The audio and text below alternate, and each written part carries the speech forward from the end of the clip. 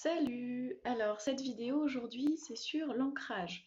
Donc, qu'est-ce que c'est l'ancrage? On va voir aussi comment être mieux ancré et à quoi ça peut vous servir en fait. Parce qu'on en parle tout le temps d'ancrage, comment s'ancrer, mais en vrai, ça sert à quoi aussi? C'est important de bien tout comprendre. Alors, l'ancrage, en fait, c'est la connexion à la Terre, aux énergies de la Terre, elle a une conscience en fait. C'est une planète, certes, mais elle a une forme de conscience et elle a tout un fonctionnement énergétique. Et dans son fonctionnement, entre autres, c'est vraiment pas que ça, mais elle nous permet de nous nettoyer, nous purifier toutes nos énergies usées, elle les aspire et puis elle les transforme. Et ensuite, elle nous recharge en énergie yin, les énergies de la Terre. Donc elle fait comme ça tout un travail où on est, en fait, elle nous purifie et elle nous nourrit tous les jours. C'est un peu comme les arbres qui vont absorber notre respiration usée, si on peut dire ça, le dioxygène, et qui va remettre, les arbres vont remettre de l'oxygène que l'on pourra de nouveau respirer pour vivre. Ben, c'est un peu ce même système, mais au niveau énergétique. Ça se passe au niveau de vos chakras des pieds, principalement, mais aussi, voilà, on a plein au niveau du premier chakra, évidemment, parce que c'est le chakra de l'ancrage au niveau du bas du ventre, au niveau aussi des chakras des secondaires des genoux. Voilà, ça se passe à plusieurs niveaux dans votre corps, dans vos corps énergétiques, mais principalement c'est quand même sous les pieds, au niveau des chakras secondaires que l'on a sous les pieds. Donc ça, avant d'être dans cette société moderne, le simple fait de vivre au contact de la nature, de marcher dans la nature, marcher pieds nus en plus, par exemple, voilà, c'est encore mieux. Il y avait cet ancrage, il y avait tout cet échange énergétique avec la Terre qui nous permet de nous sentir bien. Forcément, maintenant, en vivant un peu plus coupé de la nature, dans des immeubles en béton, au septième étage par exemple, c'est un peu plus compliqué. Euh, c'est un peu plus compliqué d'être en lien avec la nature et de faire cet ancrage et de faire ce nettoyage et ce rechargement. C'est pour ça d'ailleurs, je pense que dans nos sociétés modernes, il y a autant d'épuisement, de dépression, Bon, il y a d'autres choses qui jouent évidemment, mais ça joue énormément. Imaginez, vous fonctionnez que avec des énergies usées, que avec des énergies qui sont plus bonnes pour vous et vous avez plus d'énergie neuve bonne. Il y a un petit souci, ça va pas bien se passer forcément. Ça peut faire donc fatigue chronique, dépression. euh, il y a aussi voilà, tout ce qui est de se sentir comme si on n'avait plus de sens dans notre vie. Bon, il y a l'alimentation, il y a plein de choses aussi qui jouent par rapport à ça. Mais voilà, je pense que c'est quand même important et que ça doit jouer sur tous ces symptômes modernes, on va dire, de l'être humain moderne. Alors même si vous n'habitez pas dans une maison à côté de la forêt, etc., vous pouvez au quotidien prendre le temps de vous ancrer de plein de façons différentes. Alors, l'ancrage, ce qui va permettre d'être bien ancré, donc il y a la connexion à la terre, et ça on peut le faire même en étant au septième étage, euh, simplement par la pensée. La pensée est créatrice. Tout est information en fait, tout est énergie, et l'énergie c'est de l'information. Donc, et avec notre pensée, on peut modifier, créer, on peut se connecter. Voilà, c'est notre outil le plus fabuleux que l'on a, je pense, avec notre corps, évidemment.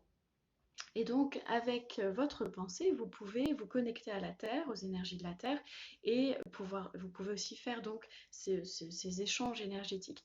Pour ça, j'ai fait une autre vidéo d'ailleurs de méditation guidée, où vous pouvez vous laisser guider tout simplement pour vous connecter à la Terre et pour vous purger de toutes vos énergies usées et vous recharger en bonnes énergies, simplement par la pensée, dans un état un peu méditatif. Ensuite, l'ancrage, c'est aussi tout ce qui vous permet de revenir à l'instant présent, tout ce qui vous permet de revenir à votre corps, à vos sensations corporelles. Pour être ancré, il faut être là, il faut être présent, il faut être dans le présent. Quand on pense à ce qu'on va faire demain, quand on ressasse le passé, etc., on n'est pas ancré, on n'est pas dans le présent.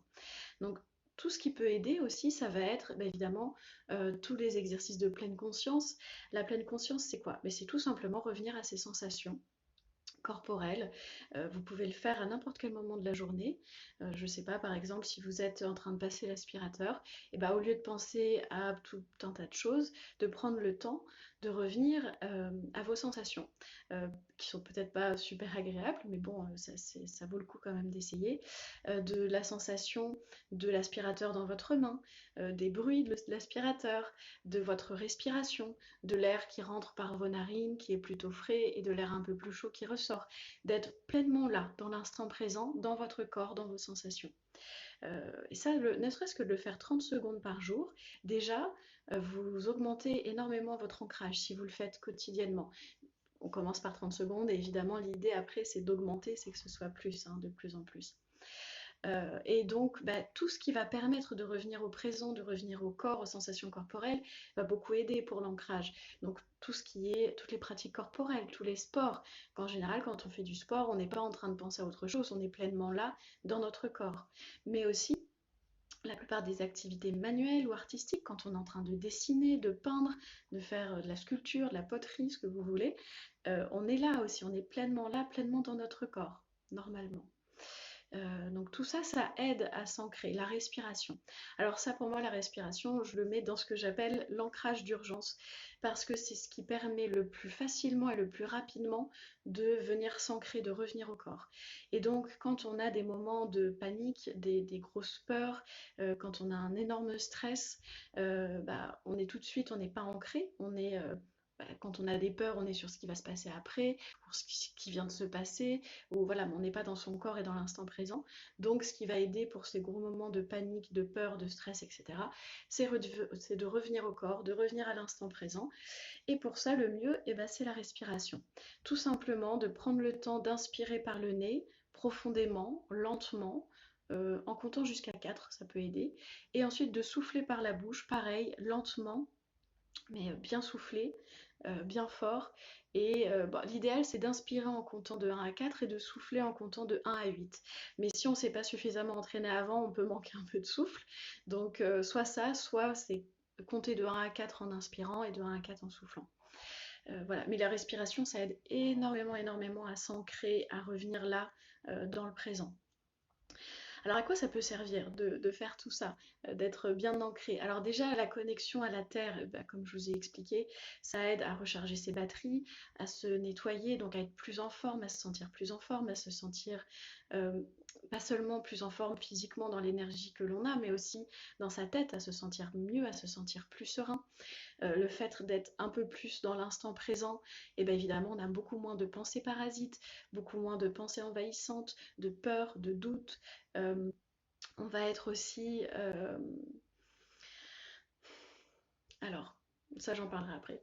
On va être aussi donc dans une sorte de paix intérieure, de sécurité intérieure. On va augmenter notre sentiment de paix, de sécurité. On va se sentir plus apaisé. Voilà. Il y a aussi tout ce qui est le fait de pouvoir matérialiser nos pensées plus facilement. Quand on est bien ancré, ça veut dire aussi qu'au niveau du chakra racine, du premier chakra, il tourne bien, quoi. Il fonctionne bien. Quand on est bien ancré, on aide ce chakra-là à bien fonctionner.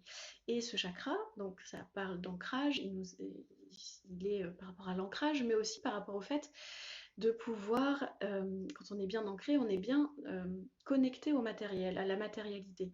Et donc, on peut, quand on a une idée, un projet, l'ancrer dans la matière plus facilement. On peut le manifester plus facilement. C'est-à-dire, par exemple, tiens, j'ai envie de monter une entreprise, je sais pas, pour fabriquer du chocolat. Voilà, exemple comme ça. Alors je commence à réfléchir, du coup j'aimerais faire des chocolats comme ça, le nom ça pourrait être ça, et puis moi je voudrais quand même que ça aide tel genre de personnes qui n'ont pas accès au chocolat, je sais pas, voilà. Vous êtes au départ dans vos pensées, et, si on est bien ancré, ça va être beaucoup plus facile de le concrétiser ça.